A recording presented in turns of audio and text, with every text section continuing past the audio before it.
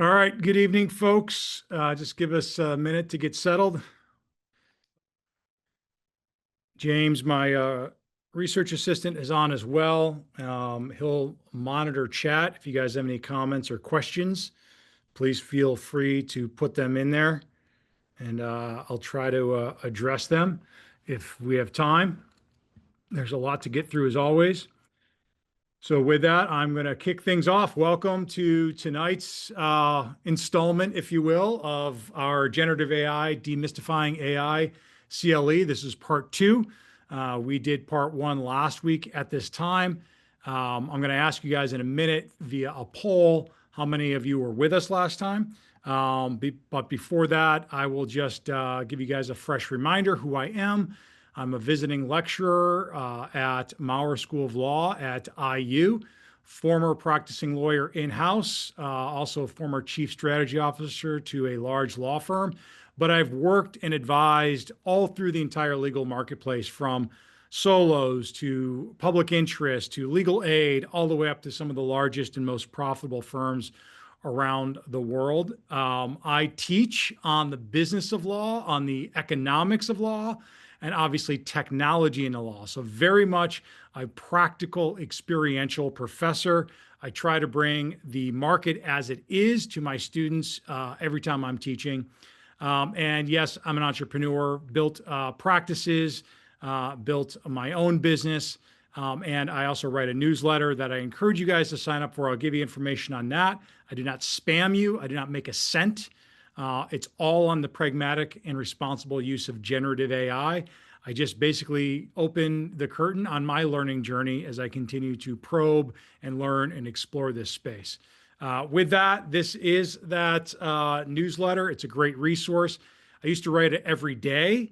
That was an enormous task. I now put out an edition about every 2 weeks. I try to make it very crisp, very pragmatic. So I encourage you guys to check it out. I'll give you other ways to check it out at the end of this as well. Some more credentials about me to the extent it matters. I wrote helped write one of the first books on AI in the legal profession, 2 chapters on it. And yes, I've taught at law schools. Prior to joining Maurer, I was at University of Richmond teaching similar courses and curriculum on faculty. And I was very honored to join the faculty last year. This is my second year at Maurer, and it's been an amazing experience. And part of this is to engage, yes, the Indiana bar, but also the legal profession as a whole. So I appreciate you guys joining us tonight. So tonight's agenda, I'm going to give you just a real quick recap. Nothing too crazy, just sort of a warm you up, appetizer, if you will, what we did in part two. I'm going to then tackle hallucinations, and no, they're not real. You'll understand what I mean about that in a second. Then we're going to get into some prompt tips and some real world examples. Again, I try to keep this very pragmatic, taking it from the front lines, from my colleagues and peers and my own experience, to really help you guys understand sort of what is ethically okay, what is sort of safe use, what is responsible. So I am going to open up a poll here and basically ask you guys, here we go. Let me make sure I have this. Yep. If you see that poll, I just want to get a sense from you all if you attended last week or not, just kind of get a sense for who's new.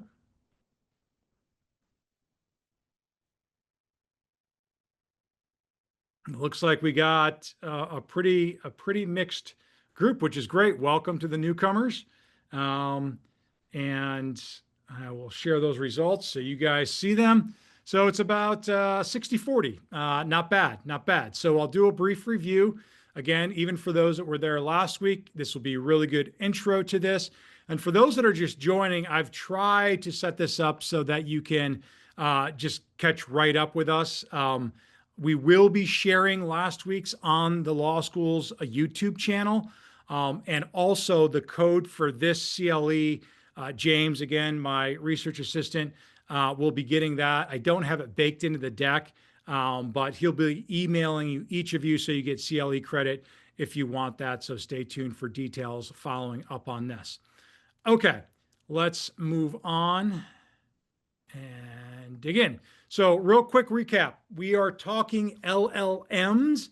These are large language models, right? This is not the broad category of AI or even generative AI, talking about images and music and video. We're really talking about the text based LLMs because that's predominantly what lawyers are using and we're going to continue to use. So, I spent some time breaking that down. These are the frontier models. Again, I will repeat what I said last week. Most, if I won't say all, 95% of any legal AI tool out there or LLM is more than likely using one of the frontier models. And you see those on the screen there. Really, it's going to be one of the top three: OpenAI, Google, or Anthropic, with OpenAI being the leader. But of course, we have others as well. Everything I talked to you about tonight, whether it's in LexisNexis Protege, Westlaw Co-Counsel, you're using just ChatGPT, everything I talk about tonight pertains to that. It will be slightly different depending on how the model was trained, what sort of environment it is in.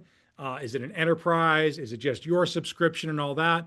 But most everything I talk about pertains to these models because they're almost all based on the main frontier models. Again, there's three types right now. Chat was basically what we're used to, that interface. You put in a prompt, it responds. We now have reasoning models that are really taking it a step further. It's unpacking the question or prompt. It's showing you how it's quote unquote thinking about it. And it's generating deeper insights. Most models are now connected directly to the internet, so it's able to bring in real world facts with citations. We'll talk about that here in a minute. And then, of course, those agents where they are actually doing things for you. I referenced the Atlas browser or the Anthropic or OpenAI Chrome extensions in your browser. These are LLMs that are residing in your browser, and yes, they're able to execute tasks. They're consumer-based tasks right now, like ordering groceries or getting reservations, but we're just at the start of that, of these models starting to take actions, thinking on their own, planning the tasks, and then doing them. And then, of course, my favorite slide I always use because we always need a refresher that using LLMs is not using Google search. It's a fundamentally completely different interaction. And then finally, we walk through exactly how these models learn. You guys that were with us last night understood that what these models actually see is everything on the right. They do not comprehend, they do not know things. They are pattern matching prediction machines. And that's absolutely going to be pertinent in what we talk about tonight to remember. So that's the recap on last week. So let's get in tonight. Now, this is not necessarily, I'm not going to go into the ethics rules, the bar rules explicitly in Indiana or beyond, but generally, I am talking about these four rules, okay? Competence, confidentiality, supervision, and misconduct. Competence. My students I referenced last week, their midterm paper was to define technical competence for lawyers in the age of AI. We know that competence is not defined generally by our rules. It's really left up to us to interpret. But I argue that it's to know the benefits and the risks of any tool you're using. You do not have to be a pro. You do not have to be an expert. You just have to be knowledgeable about it. And that's what the CLE series is about. Confidentiality. We touched on this last week. How not to expose client data in public systems. We're going to talk about some wrinkles about that tonight because you're not always in control of what gets loaded into these models, but you do have to protect yourself. And then supervision. You guys hopefully know this, but we have to treat AI like a non-lawyer assistant, meaning we must supervise, we must review the work. We do not pass off our legal judgment or work product to AI. It's great to do first drafts. You can do 17 drafts. Just make sure the final draft you're comfortable with, you can stand behind, and your bar license is on the line. And then misconduct. There's a lot in that. We're going to go into evidentiary issues with deep fakes tonight. And our obligation to provide no false, deceptive, or misleading content to the court. Again, as lawyers, we're not always in control of that. Before we go into that, I really want to dig into hallucinations because this is really the bugaboo of the legal profession right now. We've seen lawyers get sanctioned. We see people blaming LLM models and all that. The model has hallucinated, it's fabricating things. Basically, that is 100% wrong. That's not actually what's happening. Okay.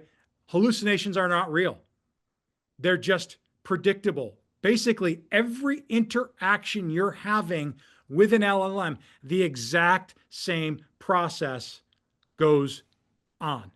LLMs do not know truth or falsity. They do not. They don't understand context or our world at all. They simply predict the next word based on patterns. See the token string below. That's all it is doing. Every single output is probabilistic. It's not factual at all. The reason why it appears factual is because it's recognizing patterns and it's predicting what to write next. We talked last week about how it trained on the entire internet, right? And we're going to use an example here of Brown versus Board in a minute and why it would hallucinate a case citation and quote unquote fool us. It's not fooling anybody. It's not doing, it has no idea what these cases mean. So a hallucination, all it is, it's a mismatch between the pattern and what we, as the human user, expect it to say. It's not an answer machine at all. It's simply helping us construct text, and that's what it's doing. This was from last week. I used the example of the fragment the lawyer went to and walk through how these LLMs, when they're trained, they literally go through every possible word that would fit in the blank after the or words. And it would look across its entire memory to see how often that pattern of words, or in its mind, tokens, numbers, exists in that pattern. And then it assigns a probability to it. It's why we talk so much about context. That's all that's happening every single time you enter the prompt, whether it gives you quote unquote, the right answer or the wrong answer. It doesn't know if it's right or wrong at all. It's simply pattern matching and predicting. Fine, Josh, you might say, well, why does it invent legal cases then and sound so confident doing it? Well, the simple answer to that is it's seen millions of case citations in its training, right? So it knows based on how you're interacting, if you're talking in legalese or talking about findings or legal arguments, its pattern, its prediction machine understands that case citations are likely going to be relevant in its response to you. So it's simply replicating a pattern. It's not looking for any underlying source of knowledge whatsoever. So like a real citation like Brown versus Board of Education, think about how many millions of times that appears on the internet over the last 20 years. Countless. So it's highly probable tokens, meaning the models know exactly all the tokens that are surrounding that token string of Brown versus Board of Education because it's seen it, it's trained it millions of times. A fake citation happens when the model is simply filling in the gaps with a statistically legal looking text. If you're putting in a fact pattern and the model is simply interpreting that as, oh, this looks like a case citation should go with this, it's going to give you a case citation. But it doesn't know anything about that case citation versus Brown versus Board. It has no knowledge at all. It's simply replicating patterns and predictions. So when we put in Brown versus Board of Education, when we put in the site, what does the model actually see? It looks at the string of numbers. What's the model doing? So if our prompt is like in Brown versus Board of Education, the court held that, it has no idea what the court held. It has no idea what a court is. It's simply looking for the next token. It's looking for the probability of what comes next. That's all that's happening. So when we're getting fake citations, there is no hallucination at all.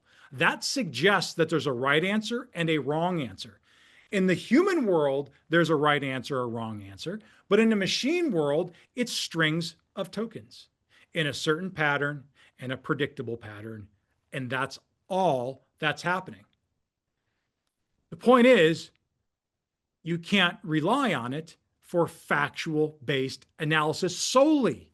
The models are better. They're connected to the internet now. So they're much stronger than they were a year ago than they were 6 months ago. And perhaps they'll get there. And yes, even the legal research tools of Lexis and Westlaw and others still mess up case citations, even though they're directly connected to their legal database. They still, and there's research papers out there on that. So not even those models.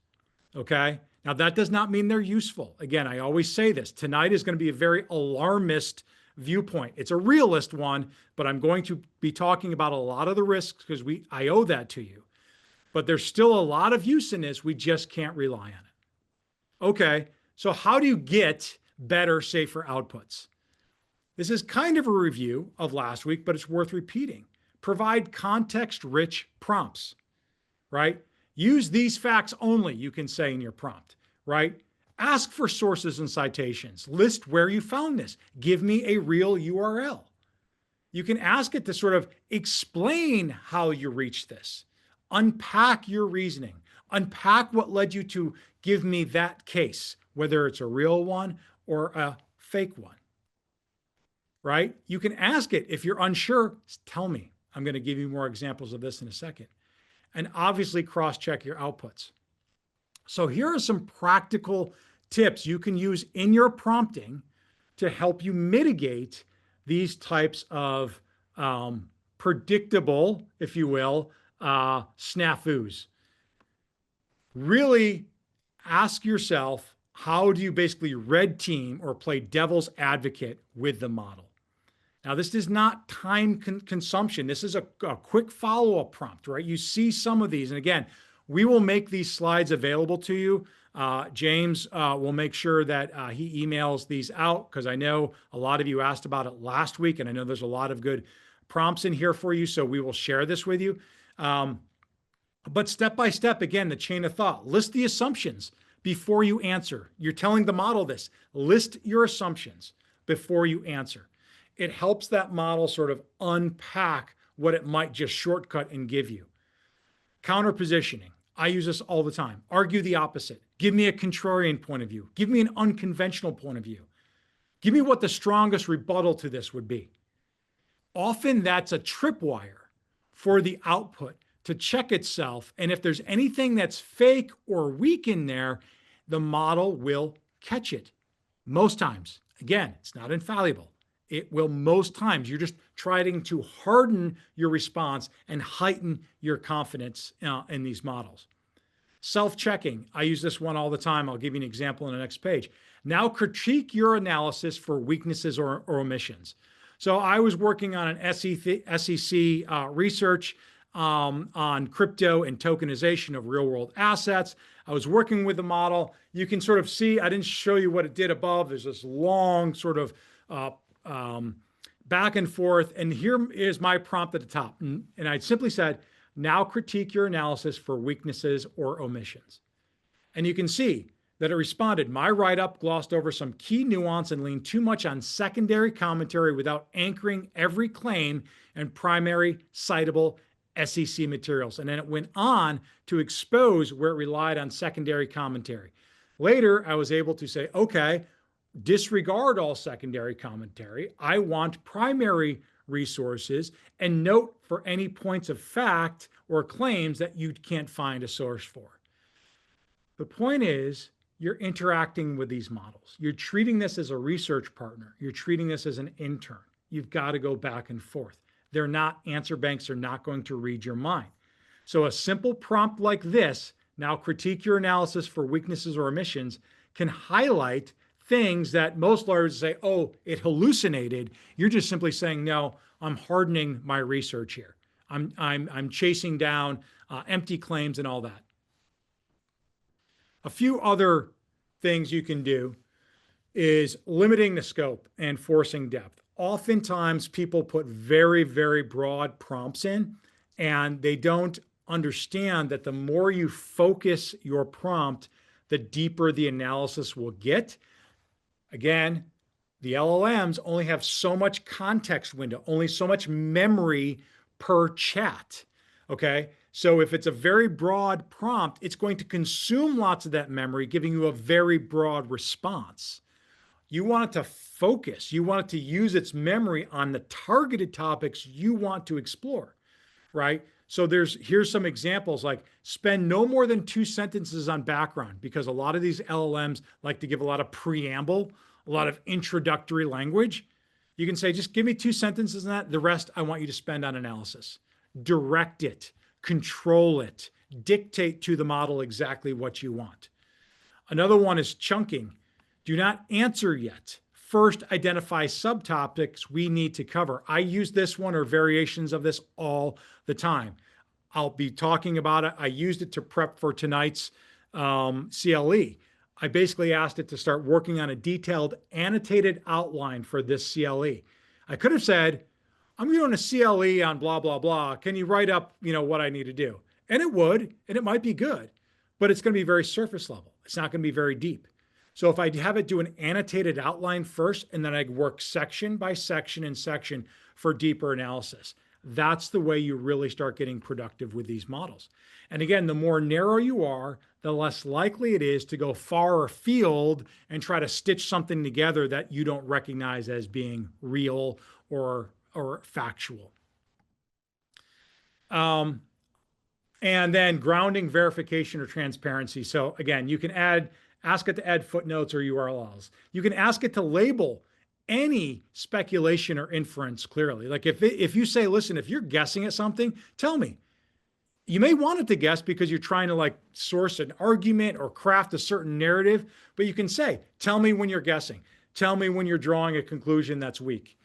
Be very directive and specific with these. They will comply 90% of the time, if not greater, and they're getting better at it right now, right? So this is a very soft form of due diligence to bake into your prompt.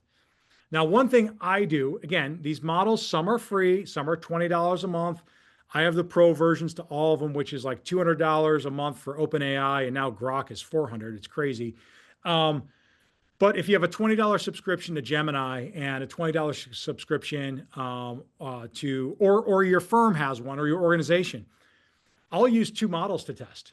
So again, here I was looking at AI governance. I was doing a 50-state survey on AI governance, and I had one model, I think Grok, prepare a 50-state survey, and then I had OpenAI do one too. And then I went into Claude, a third one, or I could have done this in OpenAI and just said, okay, I'm going to give you one that you prepared and one that was prepared by someone else. I don't even say it was prepared by AI.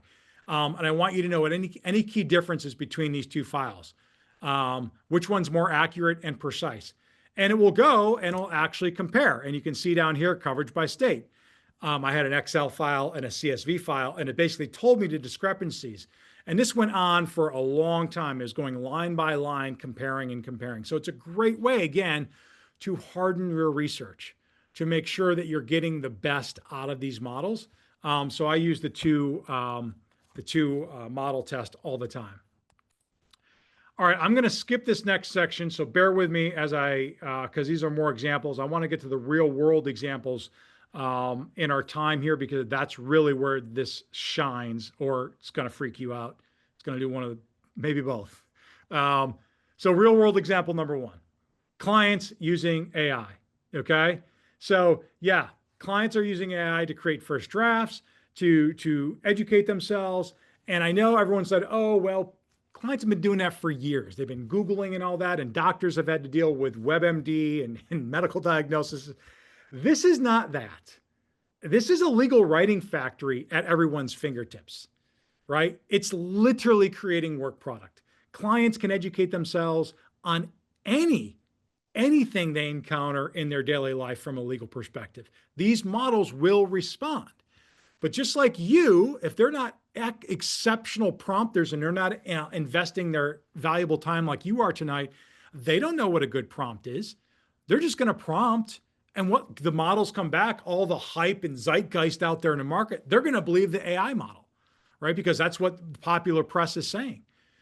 Okay. And they may or may not tell you what they're using AI for, right? So how is this happening? And I've talked to many, many lawyers that are fielding this. Client emails you a polished email, a contract, a memo, and it's a very confident in tone. Formatting's perfect. But hopefully your spidey senses sometimes kind of pick up some facts and structure that don't quite fit. Remember, the telltale sign for AI generated text right now is use of the M dash, the dash, right, in a sentence. If you see dashes everywhere, there's a high degree, and I use dashes in my regular writing. I've had to change my writing habits so people don't think I'm just using AI all the time.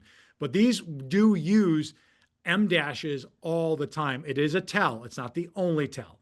Okay. But you start to get used to what AI text looks like. So you might suspect an AI co-author, right, that your client used. So the question is, what do you do? What do you do about it? There's three problems. Problem number one, the prompt problem. The clients, they don't disclose that they used AI or their prompts. Why is that a problem? What if they disclose privileged or strategic information into a public model? Technically, that broke privilege.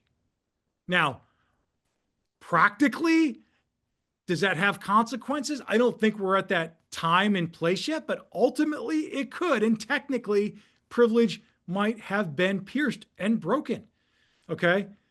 We know some tools store and train on inputs. Discovery downstream, who wrote this, or what did you say to the prompt, or what did you disclose to the prompt outside of the audience of your lawyer? Again, you might have broke confidence, you might have broke privilege. So you have no idea how your client is using that to generate that. And that could be problematic. The second problem is a confidence barrier. This gets between you and the client. So the client gives you an AI draft. They're feeling good. They got themselves all sounding smart and all that kind of stuff, got a strong sense of confidence. And you're going to basically have to sound like you don't believe them or you're dismissing them while you're correcting them. And this creates some misalignment and trust erosion. Now, depending on your client relationship, you might be able to have that conversation. Depending on the client, you might be able to have that conversation. We know all clients are not created equal and they're not always easygoing and they don't always understand the rules of the game, right? So it could create some conflict as you have to rewire your client's brain around something they've convinced themselves of. And now you're the one telling them, no, that's not how the law works. So there's a problem there. And then another big one is really, it's a client problem, but it's our problem. And that's the economic conundrum. So what are we supposed to do? Are we supposed to go line by line and check everything clients send to us? Do we ask them for their prompts and we have to read their prompts and evaluate them and look at the outputs?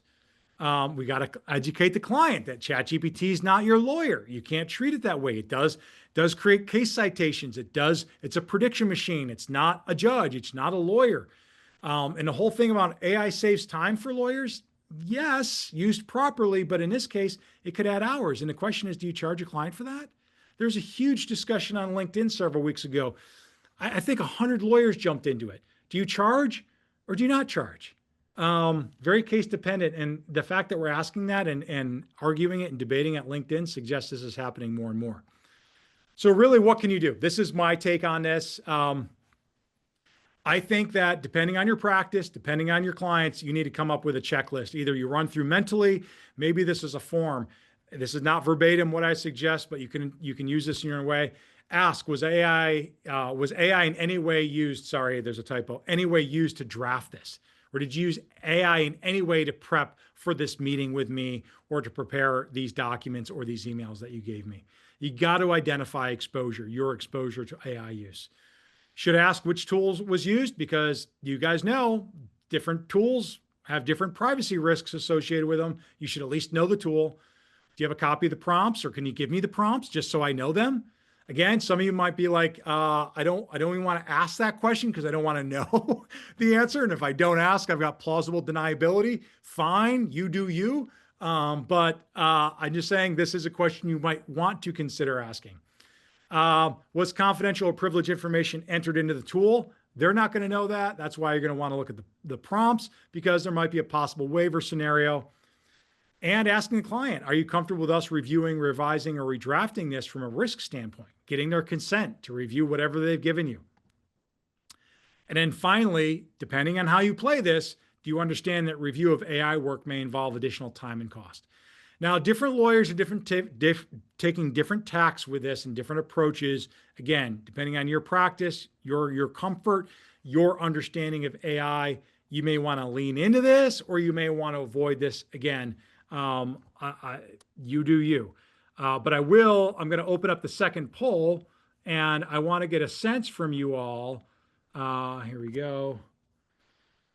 Move this into Q2, launch. Okay.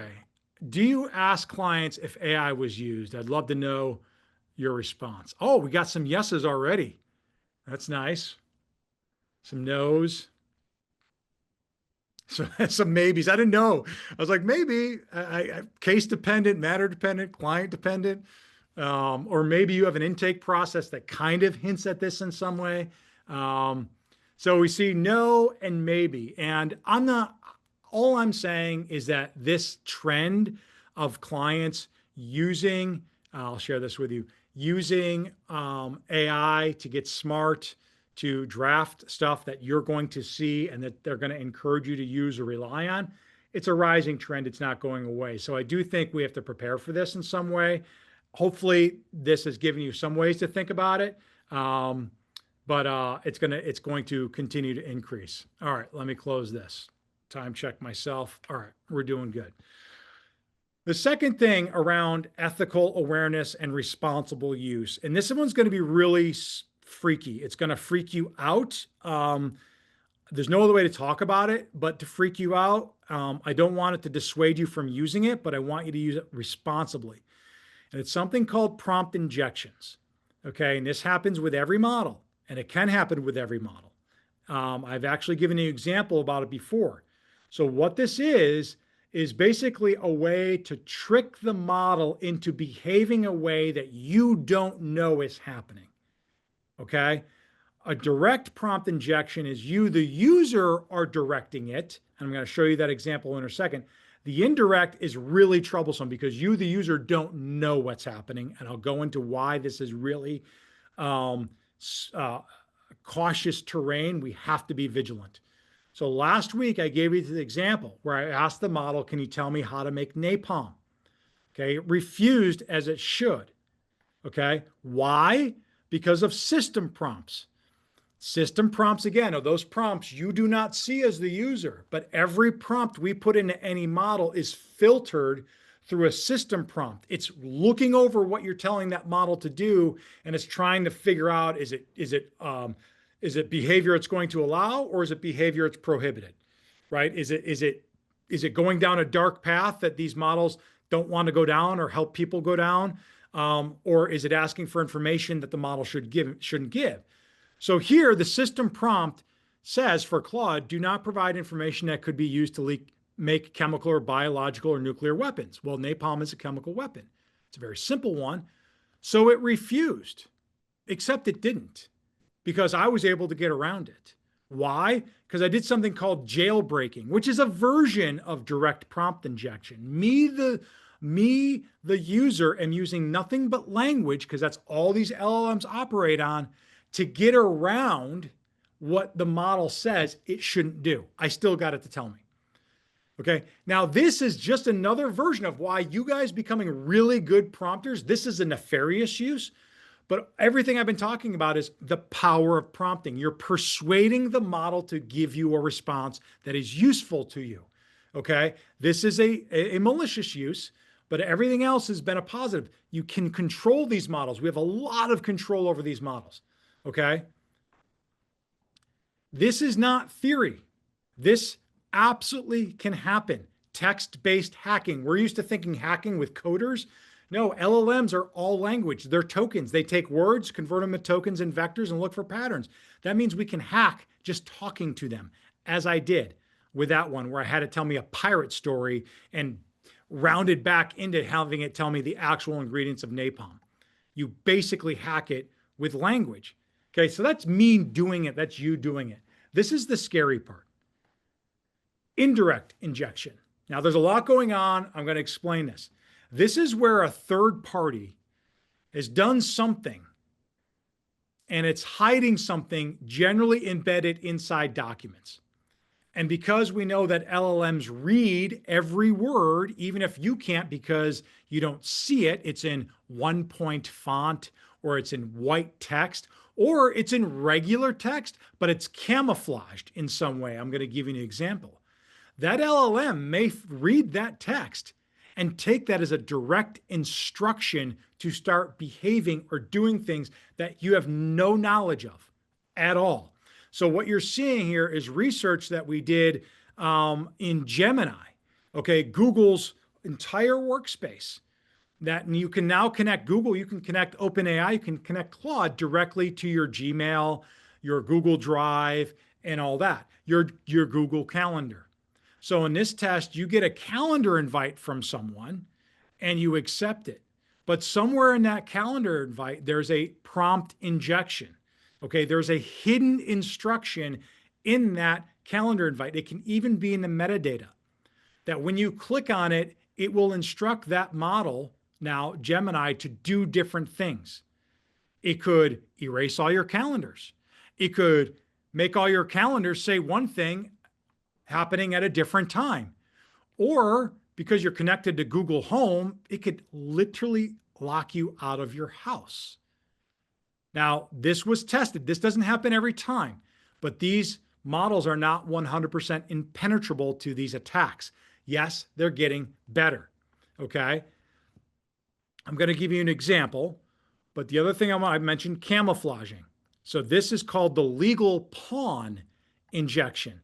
So all the legalese, think of terms and conditions, or think in contract language, terms of service, copyright clauses, compliance statement, all this legalese that no one ever reads. And yes, we're lawyers and we barely read it unless we wrote it. What you can do is basically in that legalese of a contract or something like that of a document, you'll have the legalese that is here. Everything you're seeing here is legalese. Then you're going to see the little brackets payload. And because no one reads legalese, what you can do is you can actually put the payload, which is basically the malicious instruction, embedded in legalese language that no one's ever going to review, that takes control of your machine, your laptop in some scary ways. Like this one, where it basically will turn on Zoom on you immediately and start broadcasting you. This was proven to actually happen. This is the payload. This is the prompt. Oh, hang on. All it is words. This is literally the hack. So in days before, we would have been hacking code.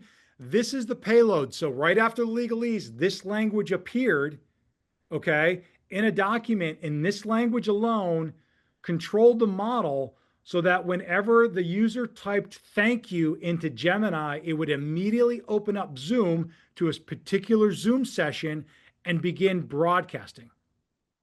That should freak you out. Freaks me out. Now, yes, you can immediately close Zoom. It doesn't open Zoom without you knowing, Zoom will appear on your screen, but still, that is very, very frightening. Okay. The reason why I'm sharing this with you is because it's very easy to do. My students and I did it. We added white text into a contract that was a copyright contract. And we basically added text to make sure that the AI model found a certain clause to be not present, even though it appeared in that language at least 2 to 3 times in different versions. But because we added a prompt injection, we kept on asking the model if there's this issue or that issue, and it kept on saying, no, there's no issue here, because it was responding to our instruction.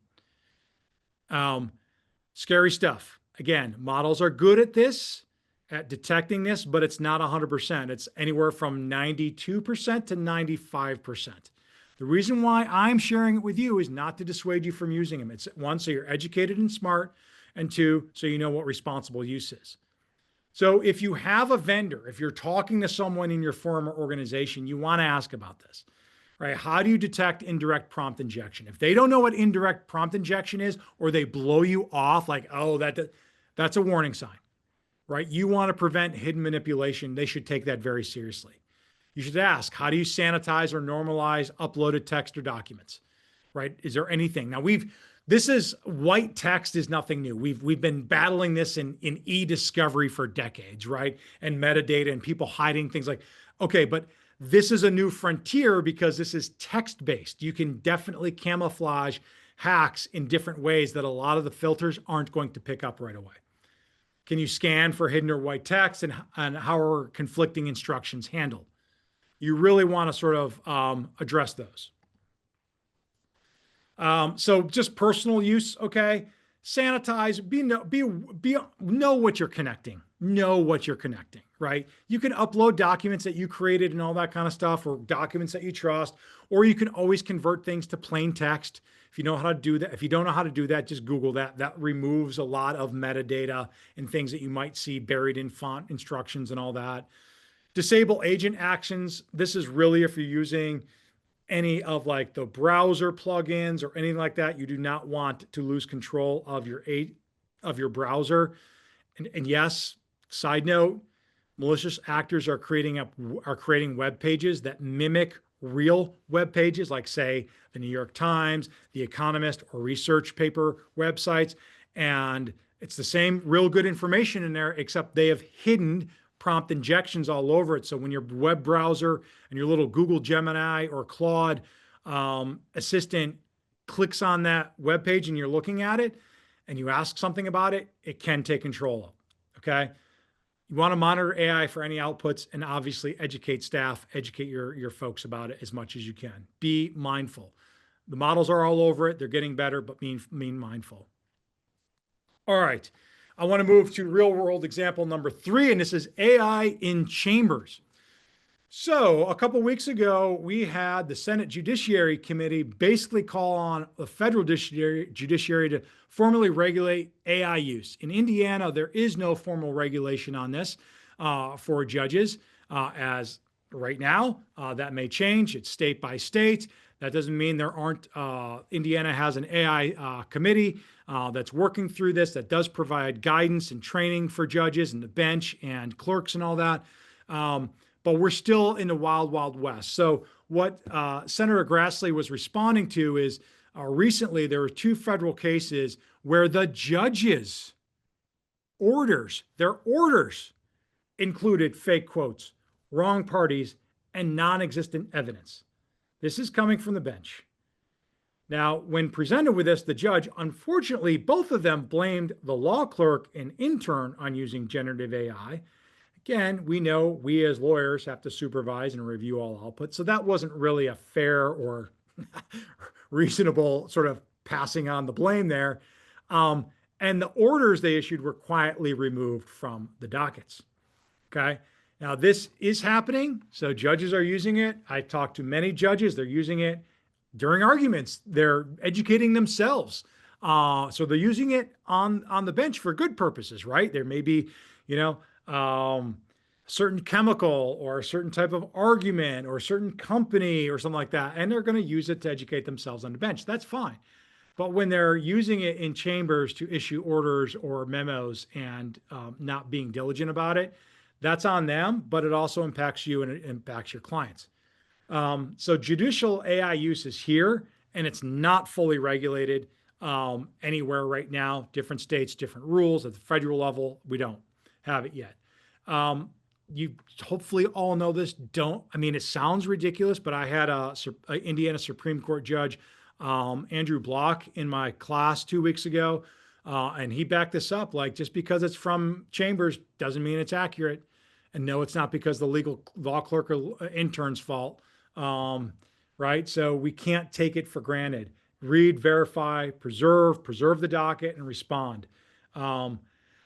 I would argue competence in this regard for us as lawyers is vigilance, not suspicion. So I don't want to make you guys suspect everything. Just be vigilant, right? Read every order. Don't skim it. Verify citations and quoted text. That's just good due diligence anyway. Save docketed versions because they might take them down without you knowing. And you want, if it becomes an issue, you want to sort of preserve the record. Again, pay attention to M dashes, pay attention to sort of the AI tone, AI slop, some people call it, and then document discrepancies immediately. Again, as AI becomes ubiquitous, as law clerks and interns and court staff are using it more and more, I think this is going to be more of a problem in the near term. I think long term, as education and the models get better, this will sort itself out, but we're just really, really in the wild, wild west of this right now. So I'm going to go to the final real world example here. Deepfakes. Now, deepfakes, we're going to get into the audio, the video, text-based deepfakes, but this is where people are using AI-generated output to replicate something that looks or sounds or reads to be real. If any of you spend any time on social media, you know we have deepfakes all over the place. Um, Not to get political, but the Republicans and Democrats, there's so many deep fakes of politicians saying things they didn't say. Elon Musk gets deep faked all the time. I mean, anyone out there, and it's getting easier and better all the time. In fact, you may not know that I could be a deep fake. I mean, I'm not, but I could easily have made a deep fake tonight of a certain segment, and it would be me, it'd be my voice and all that. There might be some ticks that you could tell, but if I spent a few hours and a few $100s, I'd be able to get those out and you wouldn't be able to tell. So it's very, very easy to get deep fakes. I'm going to talk about it from the evidentiary perspective, but first I want to ask you the final poll question. Here we go. I got to close this out. And here we go. I want to know if you experienced deep fakes in any of your matters. This will be really interesting.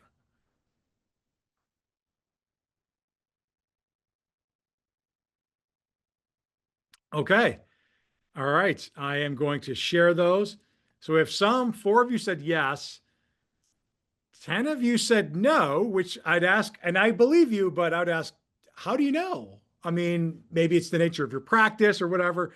And then two of you said unsure. And I think in a year from now, that unsure will grow significantly. We'll be able to detect them easily, but it's definitely a rising trend. So I'll let you look at those for a second. You can kind of see. All right, and I'm going to walk through this case that really exemplifies what this is. So this is out of Superior Court in California back in September, and this was terminating sanctions. This case got thrown out because of deep fake. So, and this is fascinating. I will in the slides, I'll make sure you can, there's a link to this because this, what you're looking at here, this order has hyperlinks to the Google Drive where the judge uploaded all of the deep fake evidence and real evidence so you can see what the actual evidence was and all that. It's a fascinating, this judge and their clerk went through a lot of pain to bring us this order and educate us. So very, very appreciative here. So quick facts from this. The plaintiffs submitted multiple exhibits, videos, photos, messages, screenshots, and the court suspected certain exhibits and others were AI generated or altered. And here, the judge ordered declarations, metadata, and in-person appearances, and found that the plaintiff's responses were not credible, said that bring the plaintiffs in and question them on this evidence. I just want to stop there. Think about that. Think about the docket pressures in most courts. So now we're clogging up dockets with having these types of conversations around deepfake evidence. And unfortunately, what I'm hearing is this is going to be a rising trend. It's going to increase cost and trial and hearing time a lot. In this case, plaintiff was not represented by counsel. I'll note that. I don't think that's a major determinative, though, because I know that I think, unfortunately, knowingly or unknowingly, lawyers could fall victim to this in representing clients. And the court concluded at least some exhibits were deep fakes. Okay. So again, there are a bunch of examples that the court here provided. These are two screenshots that, if you look, the lighting is wrong and all that kind of stuff. Now, these are somewhat dated.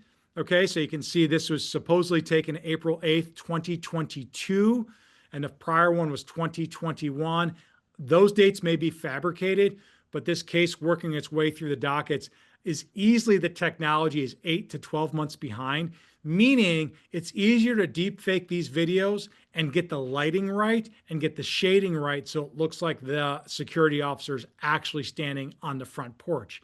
Here, they had pictures of other security officers on the front porch that were deemed real, so they could do a compare and contrast.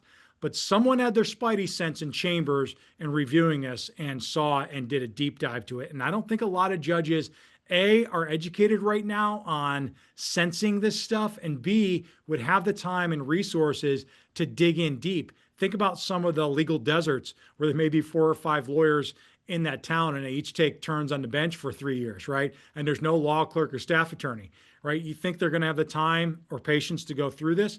Likely not. So very fresh case, really showing how deepfakes are being used by unscrupulous plaintiffs, hopefully not lawyers. Again, in this case, the court concluded plaintiffs knowingly submitted it. They considered monetary sanctions, criminal referral, but they basically said terminating dismissal with prejudice, which, as we all know, is a fairly severe sanction, right? So, okay, what do we do about it? Well, I think this just goes back to common sense. Treat any unexplained audio, video, photo evidence with suspicion. That might be too strong, but ask about where is this the original? Who had it? Who took it? On what platform? Right? If you receive what you think are suspicious from opposing counsel or client, raise it early. Don't push it down. Don't wait for it because it's awkward to talk about.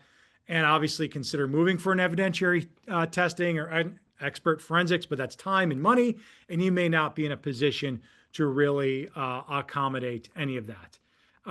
Okay, I am going to look at Q&A here and see. If the judge is having a conversation with AI, does that make it an ex parte communication? That is a very, very fair answer.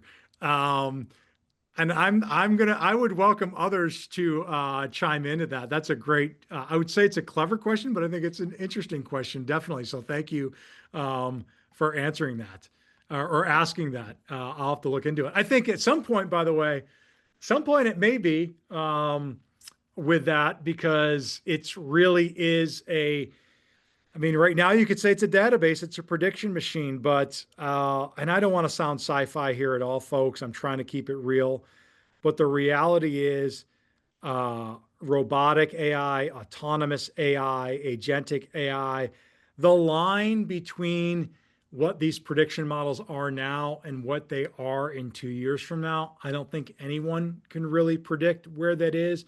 What are those tools and resources and how does that model react to us? I don't know. It's a topic that I could go deep into. It's out of scope for the CLE. Another one. What topics are you near 100% certain that an LLM is likely reliable? Fair question. I'm going to answer that 2 ways.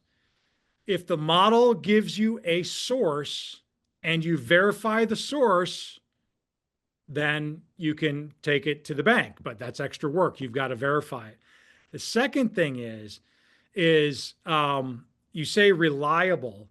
Think about, I'll go back to Brown versus Board of Education. If you're dealing in a context that you know is well plotted ground out there that appears in the index of the web countless times, you can rely on it. If you're dealing with obscure knowledge or obscure topics or obscure facts, or you're doing cutting edge near-term research, like things that are happening right now. Like for instance, I've been doing a deep dive, as I've said before, into the tokenization of real world assets, putting our financial system on digital rails and tokenizing things like coal mines or houses. You got to be careful there, right? Those models will generally pull in outside resources on that because there's just not a lot of context in its training model. So it's going to rely heavily on doing external research and reasoning there. but I always verify that. That's where I'll use a model like Grok for a whole host of reasons. So you learn different models, use cases better.